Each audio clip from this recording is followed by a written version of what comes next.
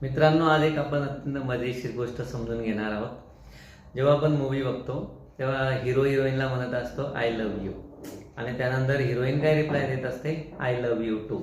किंवा जेव्हा हिरोईन म्हणते हिरोला आय लव्ह यू, तेव्हा हिरो काय म्हणतो, आय लव्ह यू टू। आता जेव्हा ते आय लव्ह यू टू असा रिप्लाय देतात, खरं तर काय अर्थ होतो या वाक्याचा, आय लव्ह यू टू म्हणजे माझं तुझ्यावर पण प्रेम आहे। हिरोईन पण काय म्हणते, माझं तुझ्यावर पण प्रेम आहे। ॲक्च्युली त्यांनी असं बोललं तर चालेल, कारण प्रत्येक मूवीमध्ये वेगळा हिरो असतो। त्याच्यामुळे जर त्यांनी असं म्हटलं आय लव्ह यू टू, माझं तुझ्यावर पण प्रेम आहे, तर ते चालेल। पण खऱ्या अर्थाने बघायला गेलं तर हे वाक्यरचनेत गडबड आहे। माझं तुझ्यावर पण प्रेम आहे आणि माझं पण तुझ्यावर प्रेम आहे, अशा प्रकारचं कन्स्ट्रक्शन आलं पाहिजे।